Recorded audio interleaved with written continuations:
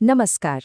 हिंदू ब्रह्मांड विज्ञान की इस बेहद दिलचस्प चर्चा में स्वागत है। आज हम जिस स्रोत सामग्री का विश्लेषण कर रहे हैं ना, वो हमें अस्तित्व के अलग अलग स्तरों की एक ऐसी अद्भुत और विस्तृत यात्रा पर ले जाने वाली है जो सच में हैरान कर देने वाली है। तो चलिए इस जटिल वास्तुकला के ब्लूप्रिंट को समझना शुरू करते हैं। अक्सर मन में ये सवाल आता है कि आखिर ये हिंदू ब्रह्मांड विज्ञान है कितना विशाल। हम आमतौर पर यही मान लेते हैं कि प्राचीन सभ्यताओं के लिए ब्रह्मांड बस एक बहुत ही साधारण सी जगह रही होगी, राइट?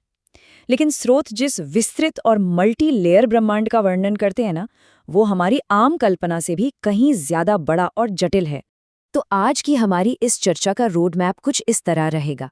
सबसे पहले हम त्रिलोक की बेसिक संरचना देखेंगे। उसके बाद सप्तलोक यानी जो दिव्य ऊपरी क्षेत्र हैं उन पर बात करेंगे। फिर भूवर लोक और मृत्यु लोक को समझेंगे। इसके बाद सप्त पाताल के रहस्यों में गहराई तक जाएंगे और अंत में 14 लोगों के उस बेहद भव्य स्वरूप को देखेंगे। चलिए सीधे पहले भाग की ओर बढ़ते हैं। त्रिलोक यानी हमारी मूल ब्रह्मांडीय संरचना। इस कॉन्सेप्ट की सबसे खास बात यह है कि ये पूरे के पूरे अस्तित्व को 3 बहुत ही बुनियादी हिस्सों में बांट देता है। पहला है आकाशलोक, जिसे ऊर्ध्वलोक भी कहते हैं। ये देवताओं और ऋषियों का निवास है और परम सुख का प्रतीक है। फिर आता है मृत्युलोक यानी मध्यलोक, जहां मनुष्य और पशु पक्षी रहते हैं। और फिर तीसरा है पाताल लोक, जो एकदम नीचे है, जहां नागों और असुरों का वास बताया गया है ना? काफी दिलचस्प वर्गीकरण। अब आगे बढ़ते हैं दूसरे भाग की तरफ, सप्तलोक यानी वो दिव्य ऊपरी क्षेत्र। अगर हम एक कॉस्मिक एलिवेटर में बैठकर ऊपर की तरफ जाएं, तो पता चलता है कि ये संरचना कितनी जटिल है। ऊपर जाते हुए मुख्य रूप से 5 चरण आते हैं: स्वर्गलोक, महरलोक, जनलोक, तपलोक और सबसे ऊपर आता है सत्यलोक। स्रोत बताते हैं कि जैसे जैसे हम ऊपर जाते हैं, ये जगहें परम सुख, विलासिता और बेहद शुद्ध आत्माओं के अधिकार क्षेत्र में आती जाती हैं। वैसे नीचे की गहराई में जाने से पहले एक बहुत ही महत्वपूर्ण कंट्रास्ट को देखना जरूरी है। एक तरफ हमारे पास ये ऊपरी क्षेत्र हैं, जहां देवता और ऋषि एक अद्भुत आनंद का अनुभव कर रहे हैं, और दूसरी तरफ एकदम नीचे वाले क्षेत्र हैं, जो नागों और असुरों का घर है। उजाले और गहराई के बीच का ये जो बैलेंस है ना, यही इस ब्रह्मांडीय वास्तुकला की सबसे बड़ी खूबी है। अब आते हैं तीसरे भाग पर, जो है भुवरलोक और मृत्युलोक। अब ये जो भुवरलोक है ना, जिसे पृथ्वी और सूर्य के बीच का अंतरिक्ष कहा गया है, ये कोई खाली वैक्यूम नहीं है। इसे एक तरह का कॉस्मिक हाईवे या इंटरस्टेलर स्पेस मान सकते हैं। ये मूल रूप से इस बीच वाले एक्शन ग्राउंड को ऊपर के दिव्य स्तरों से जोड़ने का काम करता है। और इसी से जुड़ा है ये बेहद गहरा दार्शनिक विचार। मृत्युलोक यानी पृथ्वी को कर्म भूमि कहा गया है।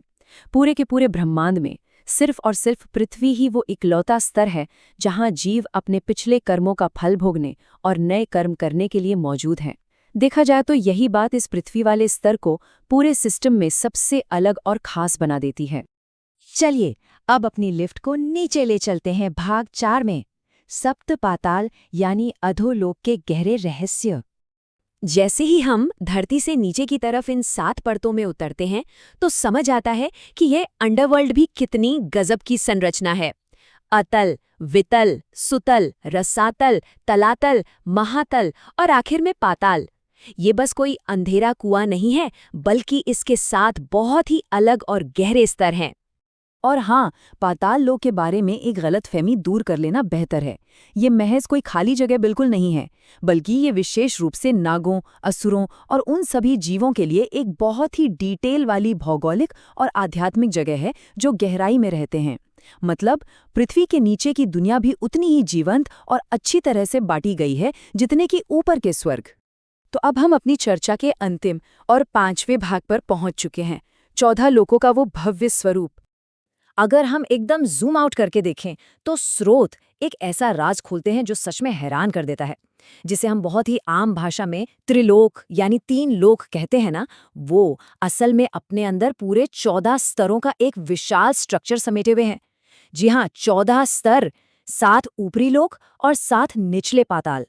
ये सब मिलकर इस संपूर्ण ब्रह्मांडीय गगनचुंबी इमारत का निर्माण करते हैं, जो पूरे के पूरे अस्तित्व को कवर कर लेती है।